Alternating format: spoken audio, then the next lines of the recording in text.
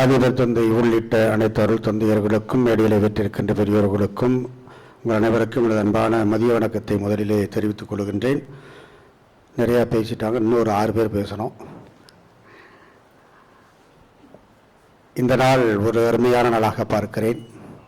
ஏனென்றால்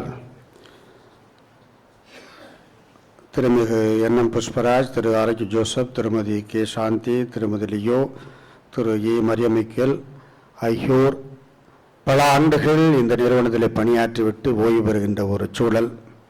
நான் ஏற்கனவே பல இடங்களில் சொன்னது போல் இன்றைக்கு காலை கூட இயற்பியல் துறையில் சொன்னேன்.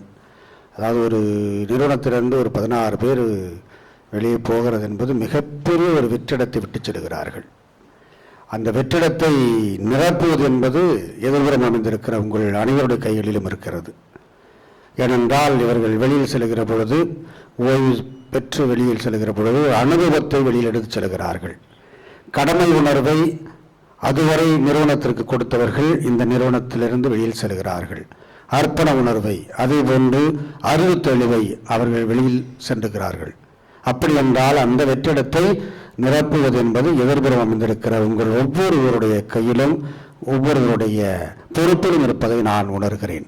ஏனென்றால் இது போன்ற கடமை உணர்வு மிக்க இந்த 5-6 பேரும் வெளியில் செல்கிற பொழுது அவர்கள் நமக்கு கற்றுக் கொடுத்தது அதைத்தான் நான் பார்க்கிறேன்.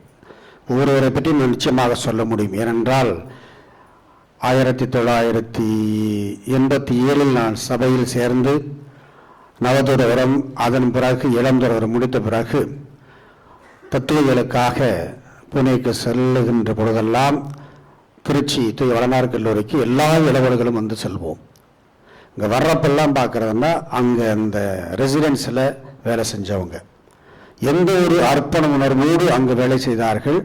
அதன் பிறகு அவர்கள் இங்கு கல்லூரியிலே வந்து வேலையில் அமர்த்தப்பட்டதிலிருந்து இன்று வரை அது போன்ற அற்புதமான உள்ளங்களை இன்று வரை நான் பார்க்கிறேன். அதே அர்ப்பண உணர்வு, அதே கடமை உணர்வு, அதுதான் இங்கு ஓய்வு பெறுகிற அனைத்து மனிதர்களும் வெளிப்படுத்தி பார்க்கிறேன். குறிப்பாக நான் நிச்சயமாக நமது அலுவலக கண்காணிப்பாளர் திருமிகு புஷ்பராஜ் பற்றி ஒரு சில வார்த்தையில் சொல்ல வேண்டும்.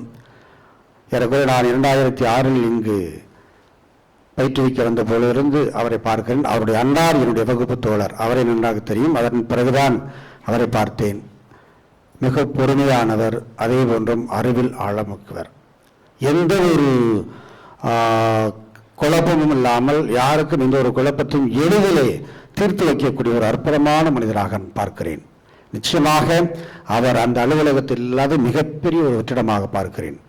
ஏனென்றால் திறமை மிக்க ஒரு மனிதர், எல்லா விதத்திலும் திறமை மிக்க ஒரு அற்புதமான மனிதராக நான் பார்த்தேன். கடந்த 2 வருடங்களாக அவரோடு உடன் பயணித்த ஒரு நல்ல ஒரு அனுபவமாக எனக்கு இருக்கிறது.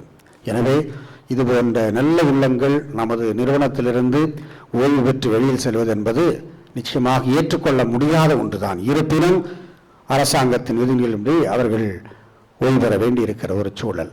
எனவே இவர்கள் மிகப்பெரிய ஒரு பொறுப்பை, ஒரு எதிர்பார்ப்பை நம் அனைவருக்கும் விட்டுச் செல்வதாக நான் பார்க்கிறேன். அந்த வெற்றிடத்தை எப்படி நிரப்பப் போகிறோம், எப்படி மீண்டுமாக அதே ஒரு புத்துணர்வோடு, கடமை உணர்வோடு, அர்ப்பணை உணர்வோடு நாம் எப்பொழுது செயல்பட துவங்குகிறோமோ அப்பொழுதுதான் அந்த வெற்றிடத்தை நாம் நிரப்பிக் கொண்டிருக்கிறோம் என்று நான் உணர்கிறேன். எனவே நாம் அனைவருக்கும் மிகப்பெரிய ஒரு சவாலை முன்னிறுத்தி இவர்கள் ஓய்வு பெறுகிறார்கள்.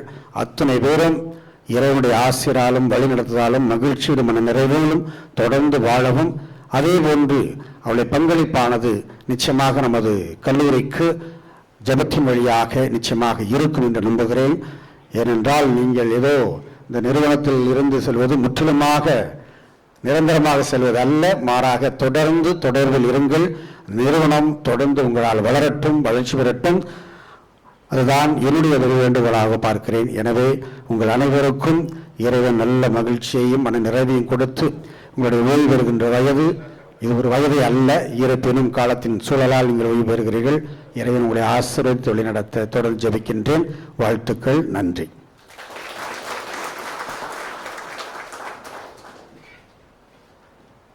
ஆசியுரை வழங்கிய முதல்வர் தந்தை அவர்களுக்கு